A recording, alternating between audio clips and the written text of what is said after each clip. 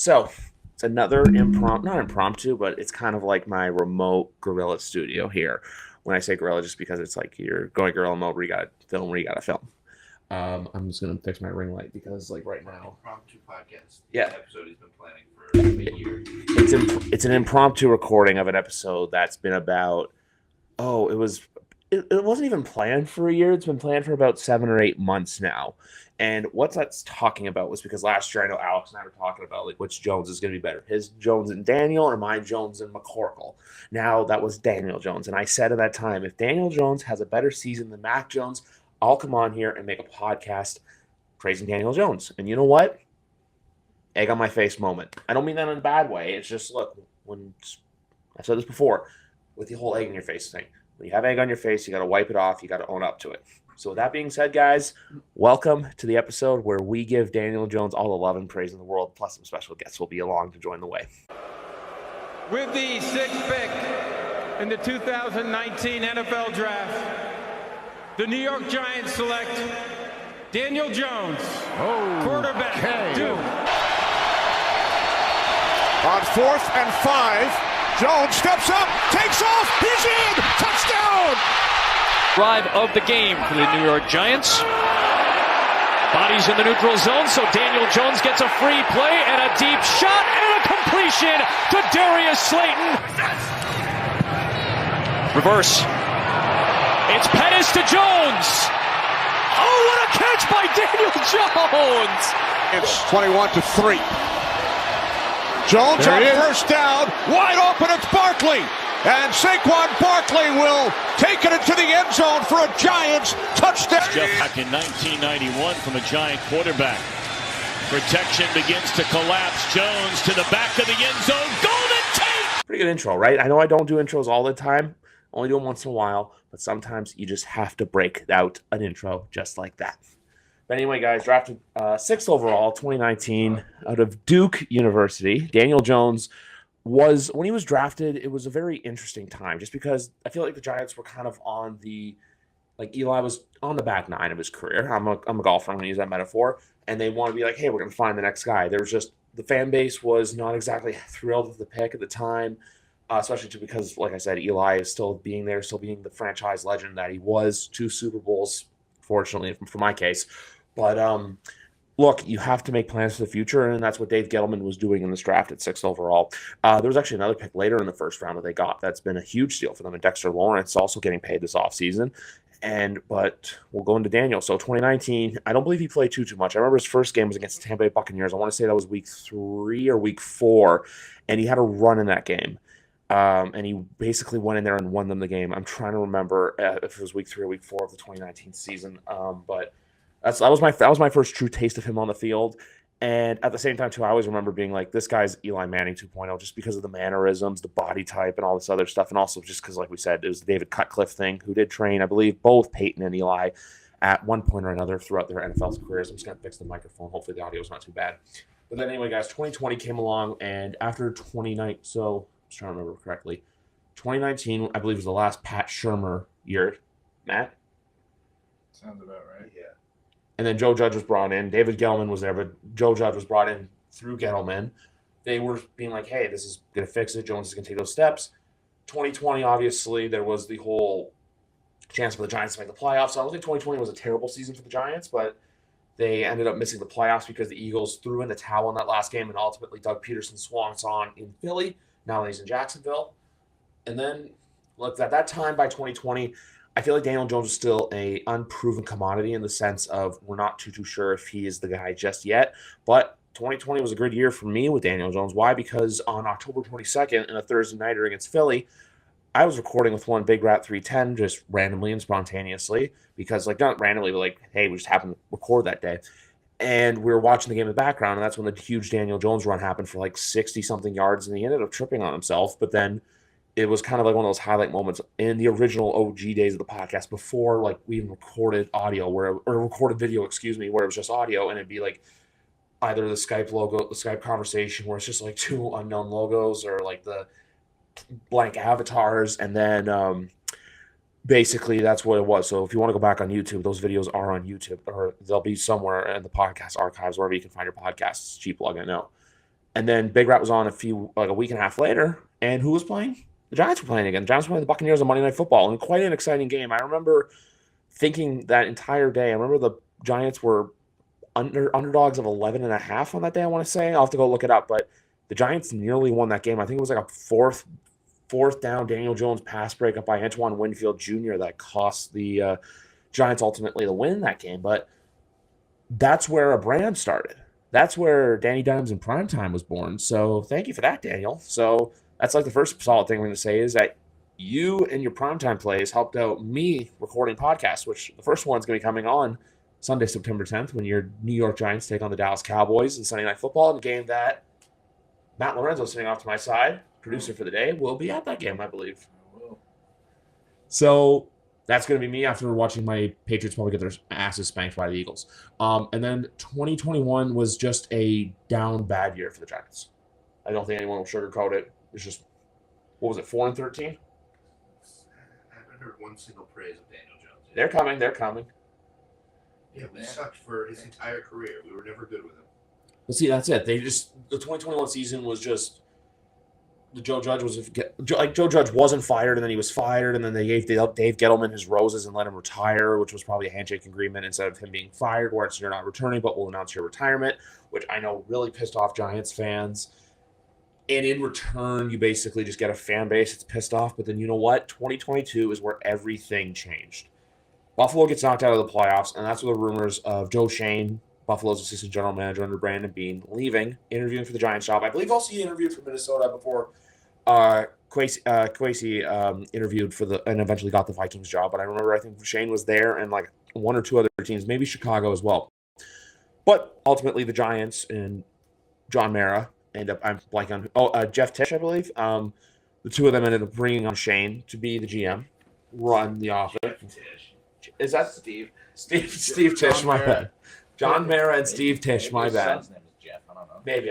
Jeff Tisch for some reason came to mind. Which, fun fact today, I'm going to go off topic for a second. You know the ball, why it's called the Duke, is because of John's father, Wellington. Yes, the owner of the Giants. The founder of the Giants, the New York Football Giants, who played at the Polo Grounds in Brooklyn and then went to Yankee Stadium and then eventually some other places and ended up at Giant Stadium, which I believe opened in 1979. Yeah, no, Tim Mara founded the Giants. Tim Mara, my bad. But the Duke is named after Wellington. But then, going back to what I was saying before, Joe Shane brought on 2022, and with Joe Shane came in Buffalo's offensive coordinator at the time, Brian Daboll, to coach the New York Giants. So Giants fans have this real sense of optimism. It's a story. You got to get to the story. You just can't give the people what they want immediately. You got to build up to it and build up to it. Giants history podcast. Yeah, so it's a bit of everything. It's a Daniel Jones history podcast where I'm saying the seasons were bad. And then, so this is what happened in 2022. Daboll, and then eventually Wink Martindale comes in to be DC. Mike Kafka from Kansas City to be the offensive coordinator who worked with Patrick Mahomes as his quarterback coach. So now there's a lot of optimism within Giants fans of saying, hey, is this guy the guy? And there was a lot of people like me. A bit of skepticism still there just because we hadn't seen truly what Daniel Jones was going to be. Obviously going through his third head coach and going into his fourth season. Fifth-year option declined. And you know what? It was basically out there for him to go out there and prove himself. So then we're going to go, before we get to the season, obviously you have the draft. You have the energetic first pick of Sam Prince, Make-A-Wish kid who brought up Kayvon Thibodeau, Evan Neal. Obviously I know those don't directly help Daniel Jones, but it's just you're assembling the building blocks towards building a culture in New York, something that the New York Giants haven't had in a very long time, obviously not making the playoffs since 2012 and also not winning a playoff game since Super Bowl 46 when they beat the Patriots. So then you have all this stuff here, and then you also have pieces like Wanda Robinson in the draft. You bring along, so there's some other pieces. I'm blanking on who also got brought in 2022. I know Dory Jackson was brought in, which some people weren't too well about. And then even still, you had Saquon Barkley. What everyone wanted a Dory Jackson. He's our best defender. Or some people were saying he was overpaid. I wasn't saying Giants fans, I meant NFL fans in general. But so you have all these pieces, and then you have Saquon, who, look, he tore his ACL in 2020. 2021 didn't have the best season, but like we said, Giants, that season was bad, especially, too, when you're doing stuff like a QB sneak in, like, third down when you're on your own 15-yard line. Basically, they just threw in the towel. But then 2022, there was a sense of optimism. Like I said, the fifth-year option was declined, and we all knew it. This was a huge make-or-break year for Daniel Jones. Even me, I was very skeptical on him. But he went out there and proved us all wrong. He went out there. I'll be honest with you. I'm in a few fantasy leagues, and one of the ones I'm up in is up here in Canada. Across the river in Canada. Excuse me. I'm still in Detroit, Michigan. And I had Josh Allen as my QB1, and then I had Daniel Jones as QB2 because I'm like, you know what? For QB2, you just need someone that can kind of be there along for the ride, and we'll see what happens. Because also do with QB1, QB2, a lot of players, long story short, get picked up, and then sometimes you're like, oh crap, you're left with the scraps. But Daniel proved to be a pretty good asset. Daniel proved, you know what? Hey, he can play.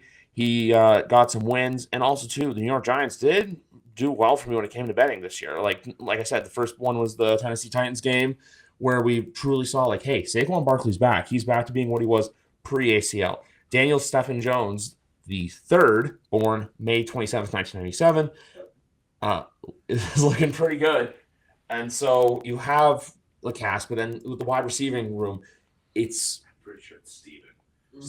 Yeah, there's no way Step his Hen. real name is Step. It's Steven. There's no way. There's That'd no be way. a really big coincidence. But through his career so far, here's the thing. Going back, before we dive fully into what he did in 2022, but 2019, 3-9 record, 24-12. So not the worst numbers, 24-12. 12 interceptions is fine, but when you're only playing 12 games, not ideal. In 16 game or 17 game season, 12 interceptions is fine. 11-10. Rookie. Yeah, but that's the thing though. Rookies got to learn. 11-10 in his second season. Like his second season wasn't terrible. In 14 games, it was 5-9. Not ideal for what the Giants were hoping for, but look, building blocks. And then, like we said, he was 4-7 in 2021. I remember, I think Jake Fromm started a game or two for the Giants, and a couple other guys. And then 2022 happens, where our boy plays 16 games, starts 16 games. Obviously, he did not play in the Eagles game, the Week 18. So yeah. Where they sat everyone because it was a meaningless game. It's kind of like how 2022, I remember the Week 18, Dallas sat everyone against Philly, and one team whooped the other, and Philly's basically saying like, "Oh, we beat our practice squad guys." And I even remember this Week 18. You guys still hung in tough with the Eagles, even though it was a game you guys had no business winning just because you benched everyone. You knew, hey, we're in the position to be we're in the playoffs. We're good to go. And it wasn't that close, but they played much better than we thought they would. That's it. Galladay had a sweet touchdown from Glennon. Yeah. Or Fromm, I can't remember which. I think it was Fromm. And then even going back to the point too with Daniel Jones, there was some adversity throughout the season because you lose the weapon in Wan'Dale Robinson. I know it's not the biggest weapon, but then even still, I'm blanking on the name. And then Daniel Bellinger too, who had this very serious eye injury against Jacksonville, where his eye almost basically had to be taken out. But in the season though, here 16 games, 15 touchdowns. But here's the thing though, 5 interceptions, and a QBR of 92. Pretty much if you're a quarterback and you're over 90, you're doing something right. So eventually a lot of people, and including myself, here, starting to realize, hey, Brian Daboll's really good at dealing with Daniel Jones. So eventually you start to learn, I know everyone likes to make the comparisons, who made who? Did the coach make the player, or did the player make the coach? This is an instance where bad coaching was in New York. They got good coaching and good coordinators. So you have Kafka working with him, and you have Brian Daboll working with Daniel Jones. And he has a 15-5 season. He has a 9-6-1 season, which the one that could have been a Giants win. I remember that game. I bet that game. And he also had a 3,205 passing yards, which was because even still, man, I just look at this. The numbers between he almost had 800 yards more thrown between 21 and 22, which is remarkable. And then there was a 9-7-1 end of the regular season, but like we said, 9-6-1 for his fourth year, for a make or break it year. He went out there, he did his thing. He did something that hopefully Matt can do, but that's another podcast for multiple days because look, Patriots fan here. But you know what? He went out there, got the wild card spot. But the most impressive part of this all is that on a Sunday afternoon in January, the Minnesota Vikings are hosting the New York Giants. And what happens in that game? What happens in that game? I actually have to look up the actual game itself just to see what Daniel Jones's actual stat line is. And I have a question while I'm looking this up. Who calls him Vanilla Vic? Everyone. Okay. On Twitter. Clearly, I'm not tapped in enough to Giants Twitter, even though I do follow talking. You've never heard Vanilla Vic? I may have heard it once or twice, but I didn't realize it was a...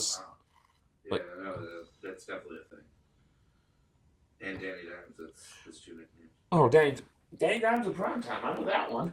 I just didn't realize that there. So let's see. Okay, so in the wild card game, I know that was. Oh, so look at even here. So what does he do? He goes into the wild card game.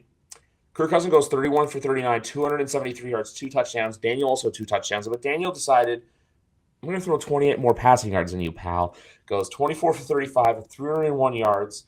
And he also added on 17 rushing attempts for 78 yards because in those crucial moments, you have to step up and do the extraordinary to get yourself further in the playoffs. And what did the Giants do? They went into Minneapolis, they went into US Bank Stadium, and they took care of the New York Giants. The New York Giants took care of the Minnesota Vikings. Whew. They now depressed millions of people who watch the season of quarterback. Yes.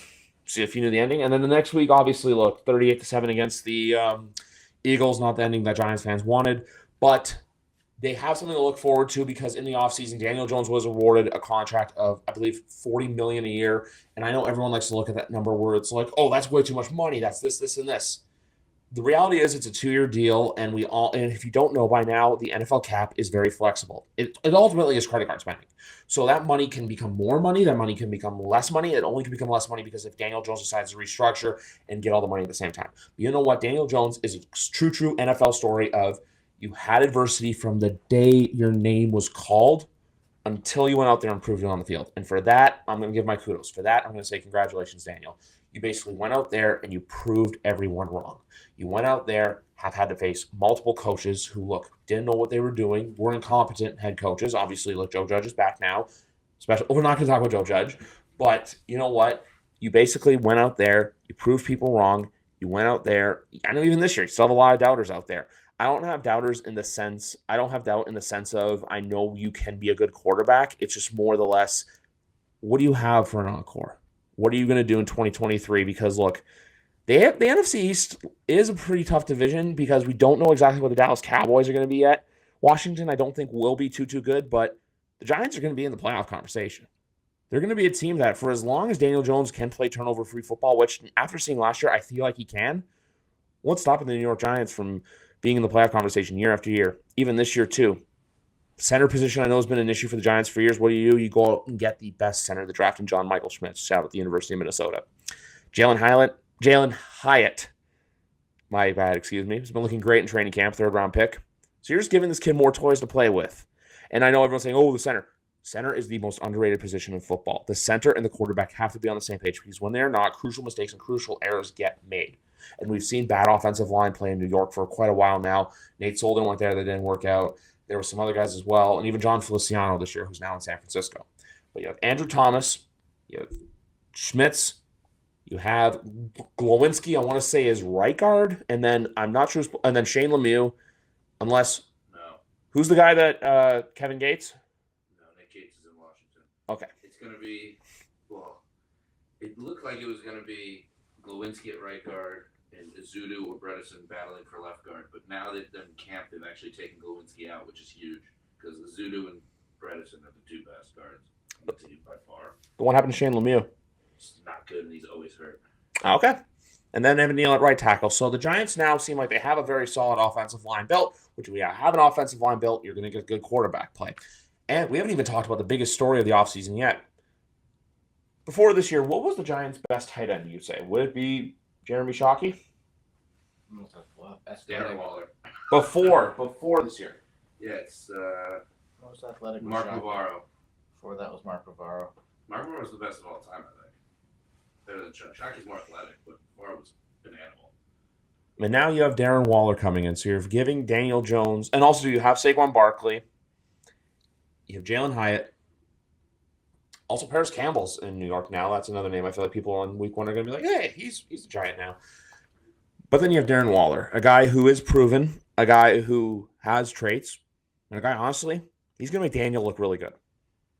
He's going to make Daniel look good. Because Daniel finally has a big body that he can play with, a big-bodied receiver. I know Darren Waller's a tight end, but he's really good at pass catching. So you know what? What's stopping this New York Giants team from being a team that's going to be a force in the NFL for years to come? And now, obviously, the word force gets... The Eagles and the Cowboys.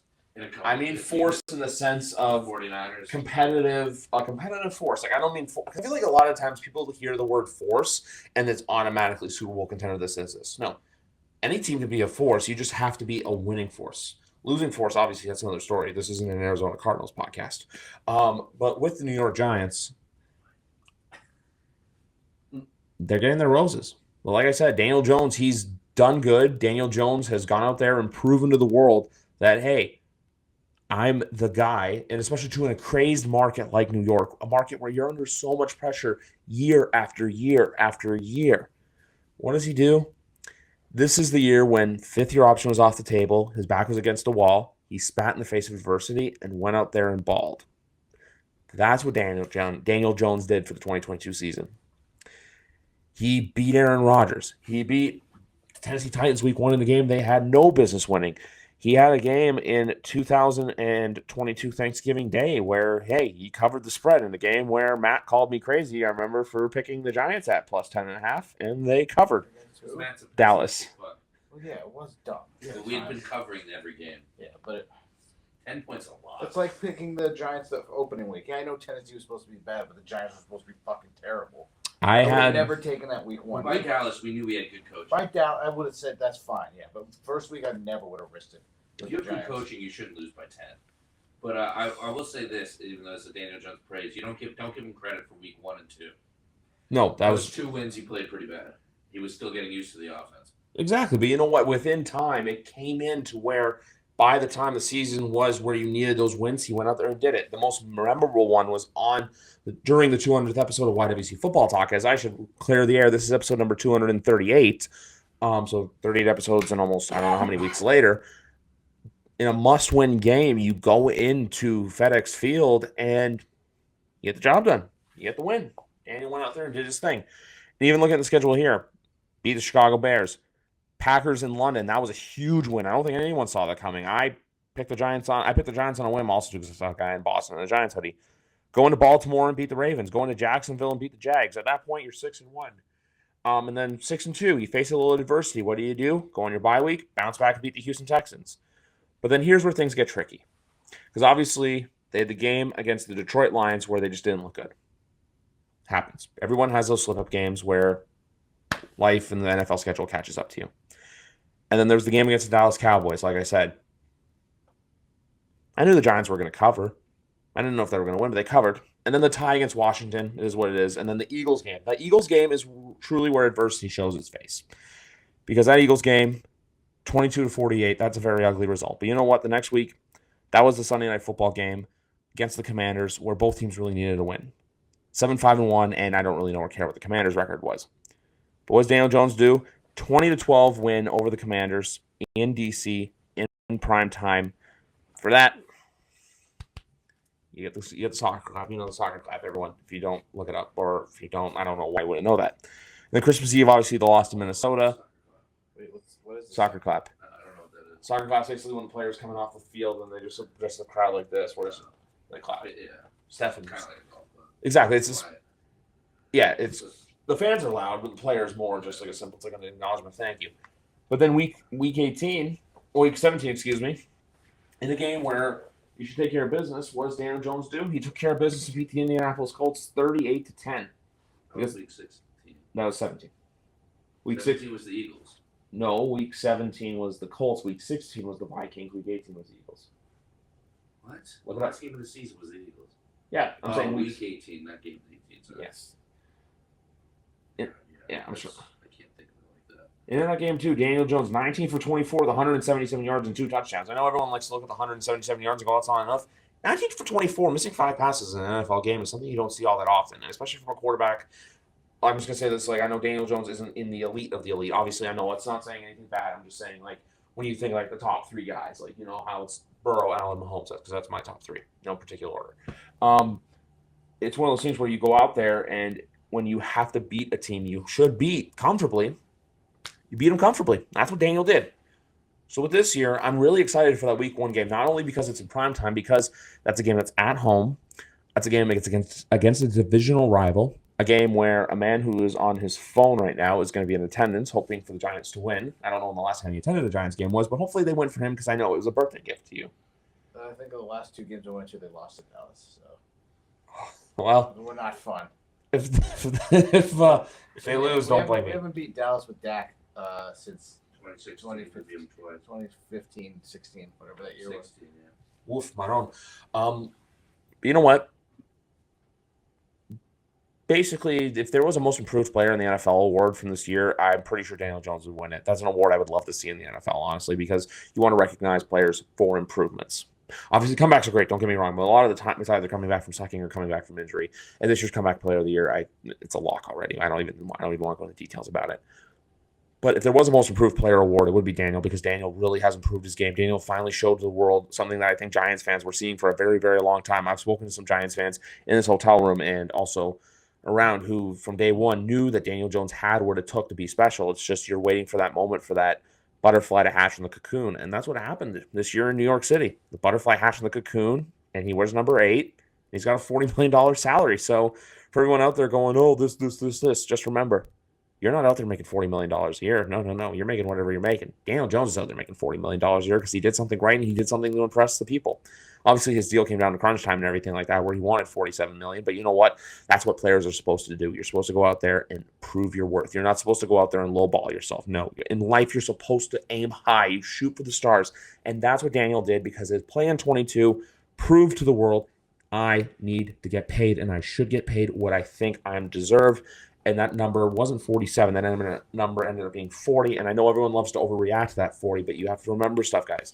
Signing bonuses, what the guarantees are, all that stuff. That's why the NFL contracts, I'm going to stress this again, wait until the contract numbers come out before you overreact. And also, the cap hit can help the team. Someone can maybe $40 million, but a lot of that's tied up in signing bonuses and incentive bonuses and also performance bonuses. So, So if you don't think Daniel Jones is worth the 16th most money for quarterbacks, you're an idiot.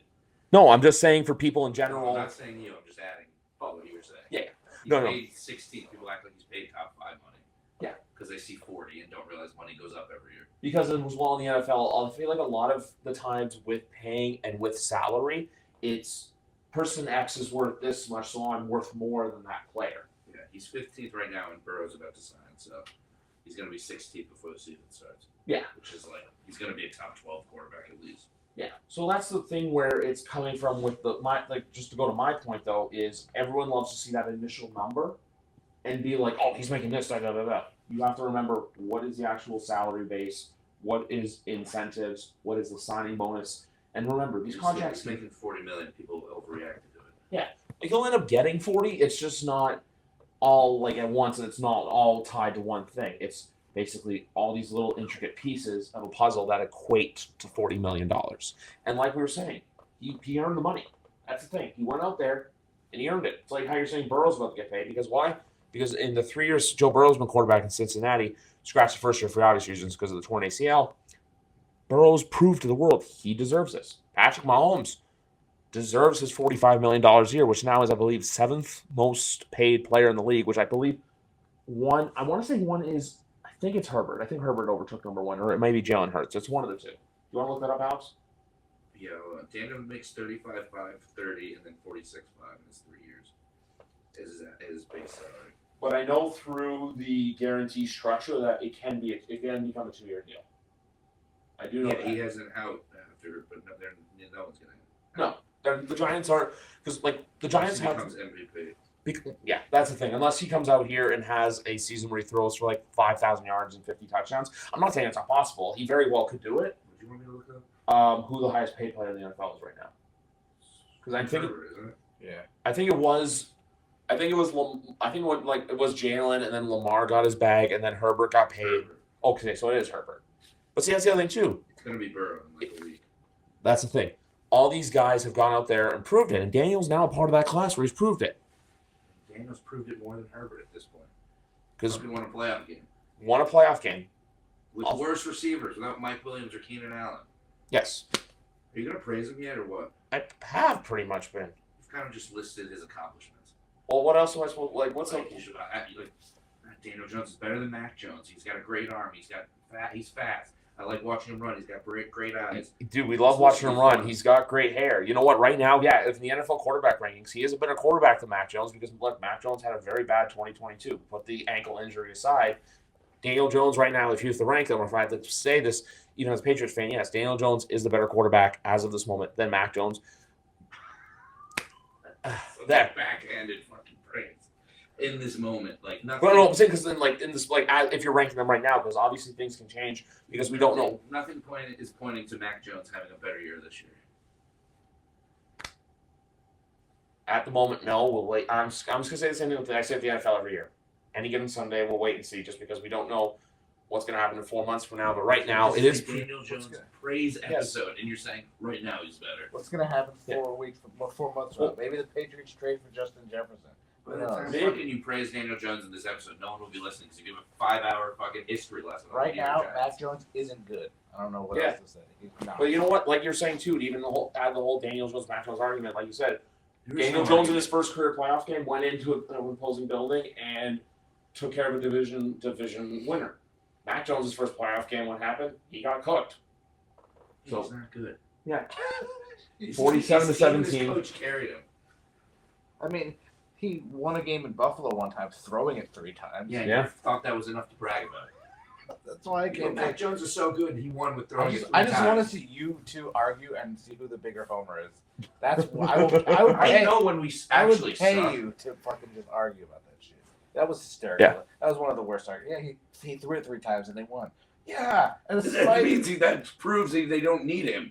Out of spite, Yeah. they won, which is still pretty pathetic. It was more of the Bills being god awful. It was one big run. That It was was- the only play. Yeah, he's right. It was the Damian Harris. It was who's now funny enough a Buffalo Bill. It was that one play. Just like praise him. Just have fun and praise Yeah. him. You don't need to give a history lesson. He dresses great. He apparently is a really good beer pong. I was just gonna say flip cup or beer Yeah. pong. Flip cup beer pong. Apparently he's great at one of those. He's Finally letting loose. He was singing on stage at a country concert this summer. like that's what you want on your franchise quarterback, a guy who Not DUIs. the fan can relate to. Right, Mac Jones got a DUI, didn't he? Or drunken or disorderly. That was at Alabama though. Still, you drafted him after that. Well, he has one. Yeah, he's got one more DUI than Daniel. That's fair. That's fair. That's a It's the same amount as one Uso and one less than one Uso. Jimmy DUI Uso. oh. I want a Snickers bar. Can't have that butter. No. Dude.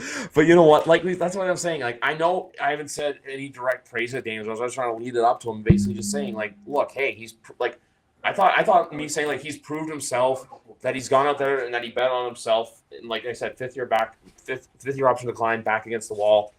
That was what I thought was good enough for praise. If it wasn't, sorry, Giants fans. If you wanted me to say more, let me know in the comments at this YouTube video. Or hey, look, my socials are in links in the bio, so. Let me know there. Let me know how I did. But you know what, guys? We'll see what Daniel Jones has in store for an encore in 2023. We'll see what happens. But ultimately, like I said, you can't write the kid off. You can't just say it was a one-year wonder, it was a one-year fluke. No, because why? He's got the good coaching around him. He's got the talent traits, and he's shown that. He's shown that he can run the ball. He's shown that he can throw the ball. Like I said earlier, too, guys, he's got a great tight end now. Something like you were saying. It's been such a long time since the Giants have had really good tight end play, and now they have it. Which I know they had Evan Ingram, and now he's balling in Jacksonville, but you can't count that because he's not. Stop saying that. That's it. Do not spread that. He had the worst season of his career last year, one of them. Did you really? Really? He didn't drop balls and passes, but he barely played, and he didn't get the yards per game. It's because he had a couple breakout fantasy games. People love him. He did not have a great year. I feel like people put He fantasy was football. not a starting tight end for most of the year. I feel like people put fantasy football stats sometimes up against what they actual football. People don't actually watch games when they talk, Yeah, especially about the Giants. That That doesn't just go for the internet; it goes for the actual media. well, that's because I feel like everyone sees like, oh, hey, player this did this in fantasy, so it's like, oh, they're this, but then it's just like, oh, but on the field it's like this. It's like, no, you have to pay more attention to what they do on the actual field than what they do on your fucking imaginary football roster. I love fantasy football, but at the same time too, we're all coaches of imaginary football teams. Evan Ingram had 4 touchdowns last year. He had 3 Jesus, touchdowns with the Giants, 3 years and 6 his rookie year. Jesus. Yards per reception, 10.5 this year. In order, 11.3, 12.8, 10.6, 10.4, 8.9 when he was hurt, That's hilarious. and 10.5 was last year. So it did not have his best year of his career. I before. apologize for that misconception stat. I am sorry to everyone, including Alex in this room here. I did not mean that. It's just, obviously, when you put the tight ends together, Darren Waller is a much better tight end. Darren Waller is a top. He had 2 games Yeah. that really fucking boosted his average. So he had the most yards in his career. But Yeah, one was It like because of two specific games. What were the games again? Look. It wasn't the Giants game. I know that. No, it was late in the season. Was it the Baltimore game? I'm looking it up. Maybe the game with the Jags. I'll do yard. You do that. I'm just going to continue saying, look, good beer pong. No, it's not. It's recorded. It's recorded. I was like, yeah, why isn't Randy asking? No. Because I'll say that. I'll tell you later. The games were week 14 versus Tennessee and week 16 versus the Jets. So we had 28 yards, 46 yards, 9 yards, 16 yards, 69, 40, 67, 55, 8, 14, 30, 162, 62, 113, 16, 27 in the playoff game. Yeah. That was just the end of the regular season. Okay, so I apologize about that Evan Ingram comment right there, but you know what, Darren? He had a good first game in the first week in the playoffs. And he had 93 yards and a touchdown, and then the second game he had 31 yards on 5 catches. Oof. So with Darren Waller, where would you rank him in the world of ranking tight ends? If he's healthy, top if 5. he's healthy, 3, maybe 2. If he's healthy, top 5. Yeah, that's how good Mark Andrews actually is. Kittle, Andrews, Kittle also. Kittle's Kittle, yeah. Kittle's healthy, he's 2. Andrews, so 3. Kelsey, 3 or obviously. 4. Would you put him above Hawkinson? Yes. If he's healthy. As a receiver, yes. As a weapon. That's what I meant. As a weapon, not a pass blocker. Yeah, Waller doesn't really pass block, so overall, maybe. Because you can have Bellinger. Who would you rather have, Waller? Yeah, like Hawkinson or Waller. I'd rather have Waller. Fucking Bellinger won the playoff game over Hawkinson, bitch. Like the only 3 tight. I think I'd only take Kelsey, obviously, Kittle, and Andrews above Waller right now. Besides that, yeah, I don't know if Mark Andrews has had a couple good years and was great, or I feel like Mark Andrews always he's like a spark plug. He'll have like a couple good games, and then it's kind of like what Darren Waller did. It's also like Lamar gets hurt a lot, so is it just on that? Like this year for fantasy football, you don't want to go after any Baltimore wide receivers because you don't know what Lamar's going to be. But I feel like Mark Andrews is always like that safe pick. Meanwhile, for like a tight end this year, I'd rather have, and also because Daniel Jones, obviously 2021 wasn't a healthy season, but he's going to be healthy this year. And so if it comes to it, I think I'd rather have Darren Waller than Mark Andrews just for the purposes of quarterback health. And also, too, I know both quarterbacks got paid, but one quarterback's, I think, when it comes to it, and I feel like this is a good thing for the Giants, there's more pressure for Lamar over Daniel Jones. And it's not a bad thing. That's not a bad thing at all. I'm just saying from the perspective of general team expectations as a whole. I feel like if you're comparing Lamar and Daniel for some reason. Lamar has a lot more expectations. He's been MVP. Yeah, he's been MVP, and ever since his 14-2 season, he hasn't really been the same caliber player.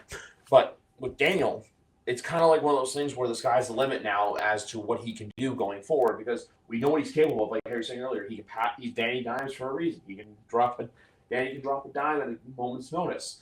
He can run the ball. He's a dual threat quarterback. What you want? It's just he's going to go out there and he's going to show the world again. Hey, I'm Daniel Jones. I play for the New York Giants, and this is what I'm going to do. And the Giants are probably going to end up winning.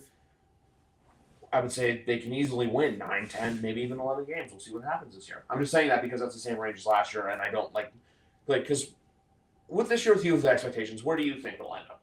Yeah, we have a harder schedule, probably 8 wins. Yeah, 7 to 9. Oh, I was saying I was trying to be the ceiling. We're gonna have this same type of beat better teams, lose to shitty teams mid-season in a lull. They're not gonna have the same luck that they did last year with the 1-score games, so it's probably around 8 wins. I think we will beat teams that have worse coaching like that. Yes. So Arizona, for example. I think we'll just beat Arizona by a lot. That should be that should be a multiple score game. Yeah, 10, which is a lot for the Giants. Oh, and I'll look it up, and we can do win-loss, win-win-loss. Because I know you play. Dallas week 1, because we've been talking about that, and I know the Patriot game is week 12 or 13. Yeah, I have it up. Okay, so let's go over it. Dallas week 1. All right. Yeah, this is a win. I'm saying. I think we're gonna start good, and they're gonna take a little time to figure out their new offense. And then if you guys win that game the next Monday, it's gonna be not about you. It's gonna be the Dallas Cowboys are 0-1. No matter what happens, it's about Dallas. Yeah. Until maybe. Yeah. 2 is Cardinals should just be a win. Yeah. 49ers week 3. That's a loss. Quarterback. It doesn't matter. I think it's just sick and nasty. But if it's fucking Brock Purdy, we might get blown out. If it's Trey Lance, who is 4th string right now, I think if it's Sam Darnold, we have actually a decent chance because Wink Martindale can confuse the fuck out of him. We'll see what happens. I still feel like that's gonna be a low-scoring dogfight. But you have to put it as a loss right now. Yeah. Seattle's a win. Well, we lost to them last year. Yeah, I don't think Geno's going to be as good, but they did get better weapons. Is They it at did- home? No, I think it's in MetLife. Yeah. Yeah. So then I'll say it. I will say I'm going to say Giants for that one too, just because that's my one take for this year. I don't think we get the same Geno we got in 22. I'm going to say loss. I don't think we can cover 3 good receivers like that. I don't think it's about that. I think it's more about just making sure Geno, because like I said, towards the end of last season, we figured out throwing to wide open wide receivers. There's nothing we could do about Geno. I know, but I just feel like with Geno, we kind of figured out towards the end of last season, he kind of like went back to square one. Okay, so who's week 5? I'm gonna have to look that up. I don't know if that's true. Okay. I think he had a pretty good year at the end. I mean, like compared to the beginning of the year. So let's just keep going. Who do the Giants play week 5? Okay. Fucking Week 5, maybe Dolphins, which is gonna be another tough receiving game. That's another tough receiving game, but they have Jalen Ramsey out. I'm gonna go Dolphins just because. Yeah. In week 6, I'm gonna go loss as well. I know that's Buffalo. I think we beat Buffalo. I think we outcoach them, and I think Dayball is gonna put everything he has into that win. That's also a game where Dayball knows what Sean's gonna do, and Ken Dorsey's an internal hire, so I can see them winning. I'm still just gonna go Buffalo. I feel like that's a close. Buffalo loses random bad games every year. It seems. Yeah, like they lost that weird one to Jacksonville 2 years ago, like 10-7. And they just blew the game to the Vikings, even though they had it won. Yeah. Just like shit like that happens to them all the time. It feels like. Okay, so then who do they play week 7?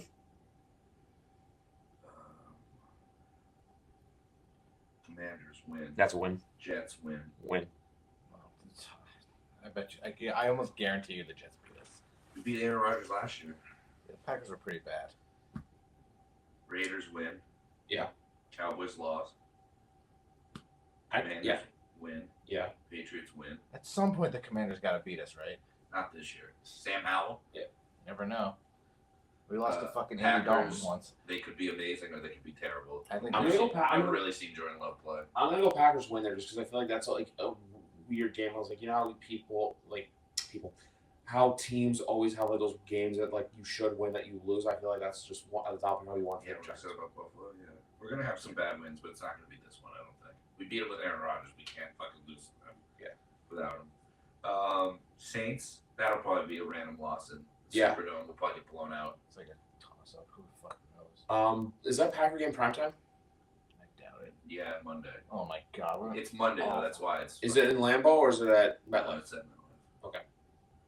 I I think- love how many primetime games we have this year. Get to watch Red Zone all day. It's great for the brand. It's great for Red Zone. It's great for Red Zone. Saints, I'll say loss.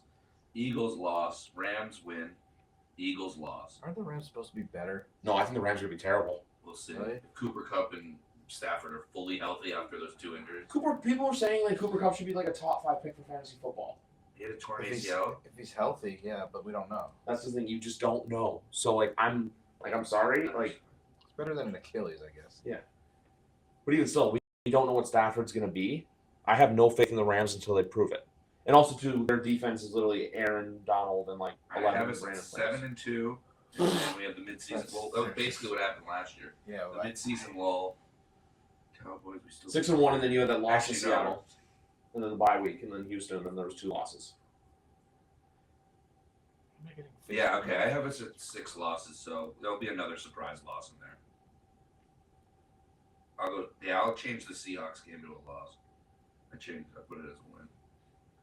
Let's see. So 49ers, Seahawks, Dolphins, that's the lull, 3 in a row there.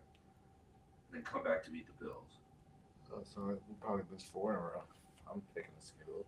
I don't know if we're gonna go through a 4-game losing streak. We'll probably beat Buffalo for no reason. Yeah. That's what Or like Miami will beat us by 4. But also the thing too is if you do go through a 4-game losing streak, that's probably the point of the season where yeah, like, 10-7.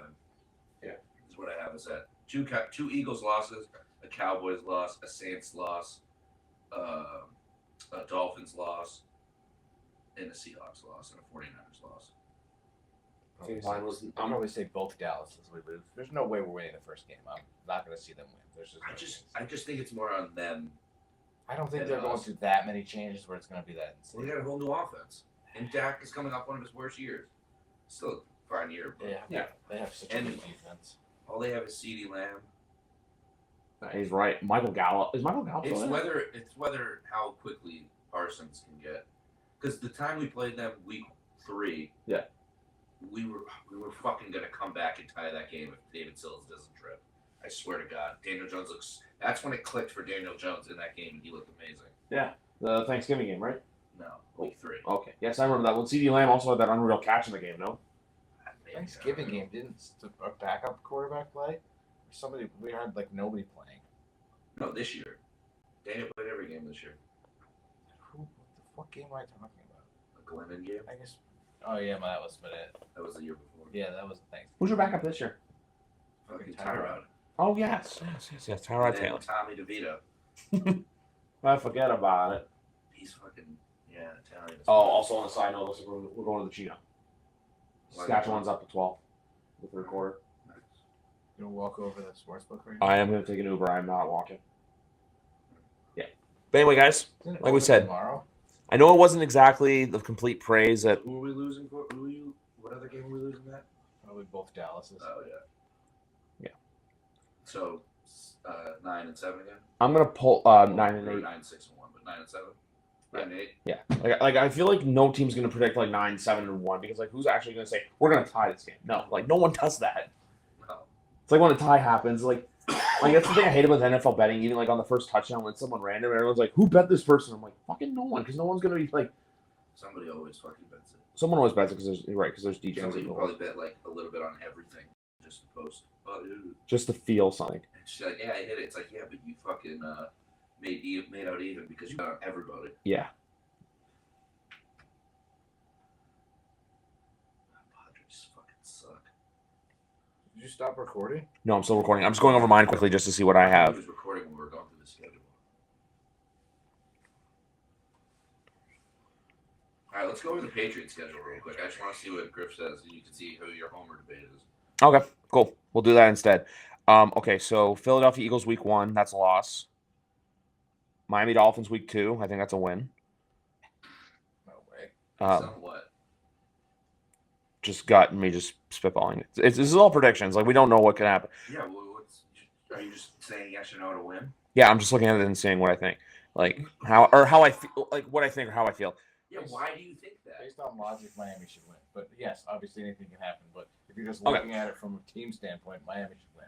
The first point you're going to think I'm stupid for, but that's a uniform bet because we're on our red throwbacks. The second one is just because it's just it's the week. It's basically week 1 did the bad loss to Philly, so the entire week it's going to be. Yeah, Philly's one of the best teams in football. We know you're going to lose that game. Why do you think you're going to win week 2? You guys always lose to the Dolphins. That's in Foxborough. It's on Miami. Yeah, Miami's it good. doesn't matter where it is. You lose to them. No, And now no, they're We better lose than it. you. We lose in South Beach. We don't lose in. But that's when you were better. Now you're worse than them. You're probably going to lose both games. See, week 3 against the Jets. You just haven't. You don't give a reason. You just Okay. we're the Patriots. All right, week 3 against the Jets. Still saying that's a win. I'm sorry. I know it sounds homerish, but no chance. All right, why? they haven't beaten us in 8 years, and they're still going to. That's the point of the schedule. They're still figuring it out too. Completely new offense and everything like that as well. We own the Jets. Yes, with Tom Brady and like Chad Pennington. Like, Yeah, it just has nothing to do with anything. All right, week 4 in Dallas. That's a loss. That's the one game you maybe would be better off beating than the Dolphins. But I think you guys are underrating Dallas. Saints week 5. No, I have Dallas beating them and beating most teams. I just think week 1 is the best time we can play them. Well, he said we don't know what we haven't done. I just think their defense is good enough that like Dak can figure out the I'm offense. not saying That's why I I would be think- surprised if we lost. I said if we're going to beat them, it's going to be week 1, so I picked that. That's why I'm picking Dallas. If it was in Dallas, I'd probably pick it as a loss. That's why I'm picking them to lose Dallas. Week 5 against. But by week 4, they're probably going to be nasty again. That's what I'm saying. That's what I'm saying. That's the game that the Patriots. Oh lose. yeah. Week 5 Saints. Yeah, on the road or for the Saints, it's not. It's a box Superdome, round. thank God. I think that's a win. Week 6 in Vegas. I think that's a loss again. Just like.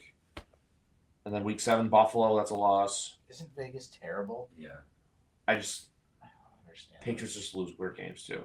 Buffalo at home, that's a loss. Josh Allen for some reason plays really well. He's a great quarterback, but like ever since Tom's left, he's played fantastic. July 21, 22. Not the Patriots. Week 8 in Miami, loss. And then week 9 at home to the Commanders, it's a win. Week 10 in Germany to the Colts. Week 10 in Germany to the Colts, it's a win. Bye week. And then Giants, it's a loss. Chargers, it's a loss. I think we beat the Steelers. Steelers are pretty good. Just let him finish. Keep going. Week 15, Kansas City, that's a loss. Okay. Week 16 to the Broncos, we win that game. Okay. Week 17, Buffalo, we lose. Okay. And I think week 18, that's the Jets. Yeah. I think we beat them for the first time because that's still early in the season, but then I think by then with the Jets, we're either going to know what they are. The Jets probably are benching people by the end, and they're like the second wild card, and you guys are eliminated. Yeah.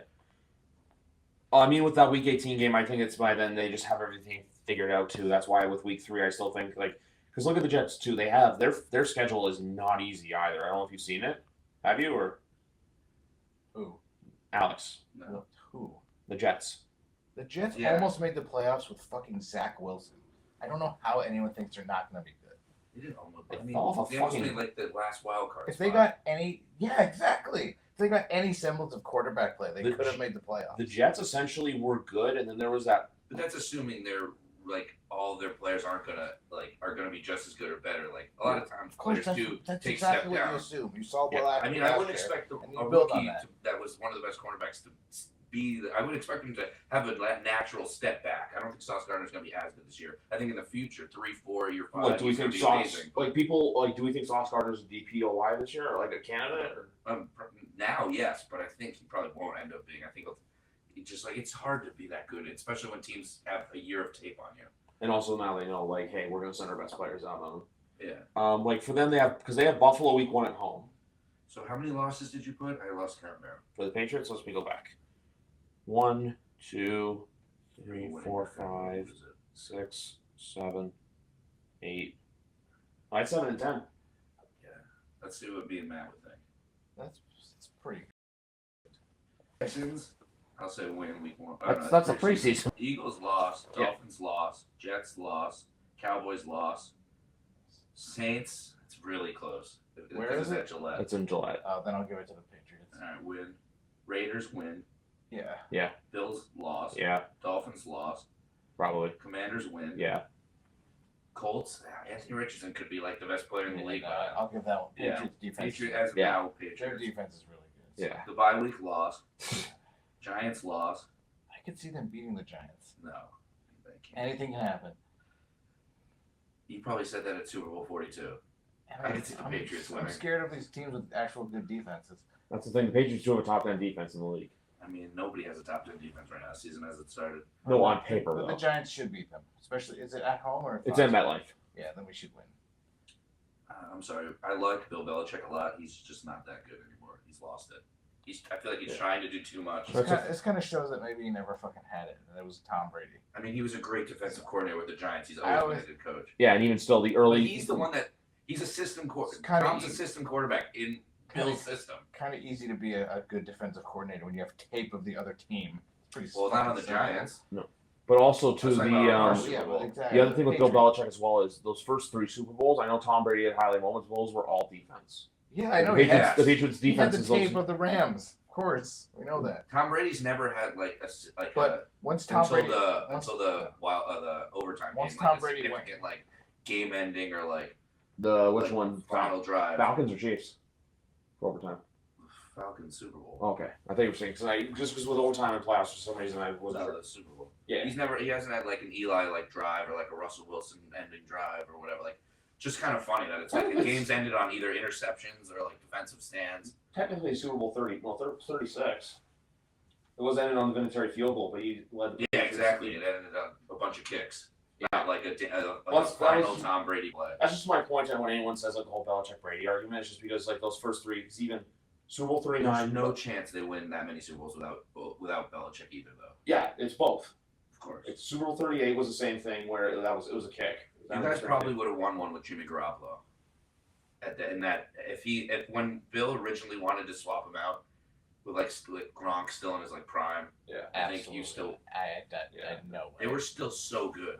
I still have one And question. Jimmy was It good depends that on, year. Depends on what kind of footage you build up.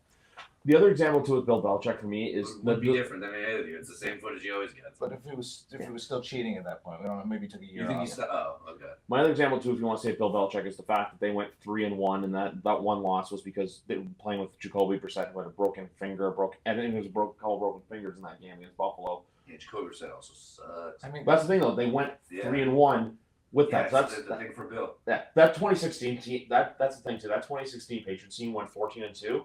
That's one of the best teams in the Tom They Brady. probably don't win a Super Bowl with Jimmy, but they get pretty far. I think Jimmy they probably make fucks it up, overthrows somebody in a big moment. I'm just gonna say this in this moment just because I want to wrap this up because this episode's been. Oh, we didn't finish this on. Chargers lost. Yeah. Steelers lost. They could win that one, but I think the Steelers Steelers are just that's always that's a toss-up. consistent. That's a toss-up. I can see them winning that. Chiefs lost. Yeah, they should destroy them. Broncos could just be actually good this year, but I'm gonna say win. Depends on Peyton. Broncos. It's in Denver. I can see the Broncos winning it. I can see they're gonna be much Russell Wilson being good They're again. gonna be much better with. That's not hard to see. It's not, but they have a lot of work to do. If Russell Wilson's good, though, loss, but I'll say win. Yeah. And then Bills and Jets, 2 losses. So what's So that? the wins were Broncos. Well, very silent for a while. Colts, Commanders. Stefan hasn't said a goddamn word the whole podcast. I don't know anything about this. Are you still awake? Raiders. We gave them the Saints. Sure. Yeah. 0. 5 wins. That's pretty good. What'd you have last year? 7? Last year was 8. We're 8-9. I could see Yeah, them you being. have a harder schedule this year. Yeah. No, we actually have it's because we're the divisionals, but we do have a 3rd place schedule, and last year we had a 2nd place I hope they schedule. lose to the Raiders. Yeah, again.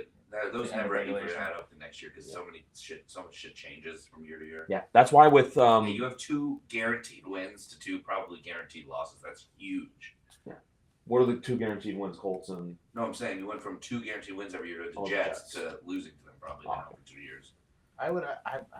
These Jets fans are all fucking hyped. I kind of hope the Jets Every finish oh, dude, last, believe and the me, Patriots finish in third. I'd rather believe the me. Patriots be better and not get a better draft pick either. I hope the Patriots finish like 7-10 or whatever the shit is, and don't make the playoffs. And the Jets That's are what like they do every year. Jets are like 6 and whatever the fuck. 6-11. Yeah, it would be Yeah. fucking hysterical. Yeah, but you know how you said that there. That's. Something's gonna go wrong. It's the Jets. You can also see the Giants missing the playoffs. Do we want to look at their schedule quickly and just see what we think about it? Or? Giants might miss the playoffs. Yeah. It doesn't mean we have a worse year than last year. No, because last year you guys were Unless it's the 9-7-1. Unless so- it's the same record or better, and it's just other teams are better. Yeah.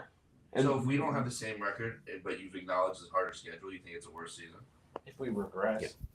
No, Anyway, guys. But if we win, it's virtually impossible to duplicate that kind of. I'm gonna wrap this we up. can regress. Thank you very much in for listening. wins, but still Danny- play Danny? is good. Danny It'd be a Dimes. better Danny Dimes, There's an Hart. outcome where the Giants have less wins this year, and Heart Dimes, September 10th. Can't wait. better. Danny Dimes in prime time makes its long-awaited return. I bet you no one 5 Sundays from now, here guys, we're even watching the- football. The entire podcast. Have a good night, everyone.